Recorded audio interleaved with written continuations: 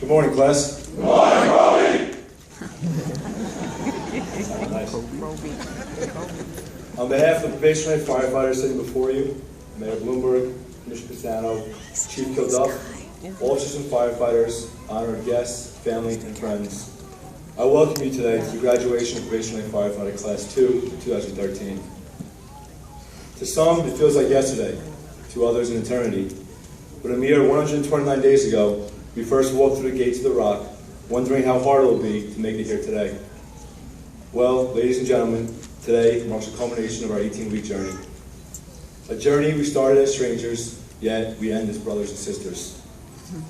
Alongside us today are men and women we will call friends for the rest of our careers and beyond. For those who don't already know, this precise moment has been a dream of mine since I was just a little kid. I owe a great amount of thanks to my mother and two brothers, James and Colin, without their support, I would not be here today. For that, thank you and love you guys. Just 6 months ago, as you heard earlier, I was at Brooklyn College watching my cousin Chris address FDNY Probationary Firefighter Class 1 of 2013 as their class valedictorian. Knowing there was a chance I was going to be called for his next class, he made sure I would never look down and find him following his footsteps. However, the footsteps that I pursue are much larger than following my cousin. He and I are fourth-generation firefighters, both following our fathers into the greatest job in the world. Unfortunately, the same job took the life of my father 12 years ago. Not many people knew that my father had climbed the ranks to chief in this department, and that's because whenever anyone asked him what he did for a living, he simply replied he was a New York City firefighter, which is one of the proudest titles he held outside of being a father and a husband.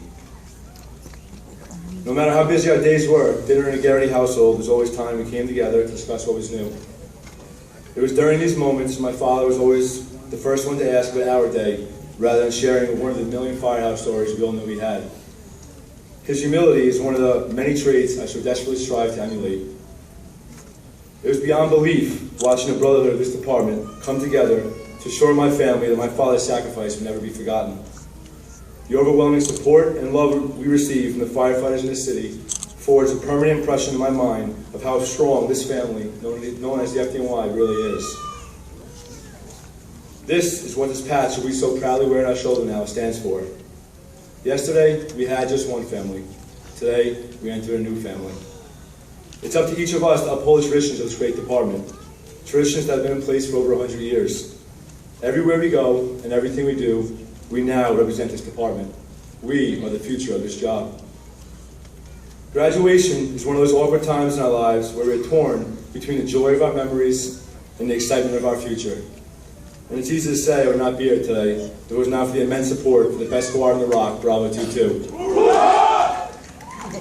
Whether it was the constant sharing of index cards, the Sunday morning study groups, or the simple competitive nature driving us to accomplish whatever task was thrown our way, we are all better now because of it. It also helped the Alpha Company carry roll-ups around on a daily basis, making Bravo look good without breaking a sweat. There would be no ceremony today if it were not for the countless hours and hard work behind the scenes put in by our drill instructors and officers at the Rock. Whether it was making sure to point out each spot we missed shaving or yelling at us to run faster than we already were, it was their leadership that kept us on our toes and helped shape the men and women we've become. It is also crucial that the instructors who left their firehouses to come train us know how invaluable their knowledge and guidance is to us. We couldn't have been any luckier to have some of the best fire instructors in the world teaching our classes and running our PT sessions. As we've heard so many times before, we have, without a doubt, hit the lotto with this job. As we reminisce in the past 4 months, we must also look forward to what lies ahead. Our careers will be what we make of it.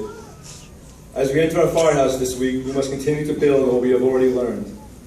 And as our senior drill instructor always reminded us, learning does not end when we graduate, because what we learn here barely fits in the point of a needle. Never forget where we came from and always resort back to your training. I eagerly anticipate starting my career at Ladder Company 175 in Brooklyn, and just hope that I can one day be an asset to not only my firehouse, but the FDNY in the great city of New York. When my father became an officer in his job, he had a stamp made that he kept on his desk. It read, "Stay humble, stay teachable." It is with these words I will leave off with today. I look forward to a long and safe career with all of you and relish the opportunity to meet some of you on the fire floor very soon. Thank you, and God bless.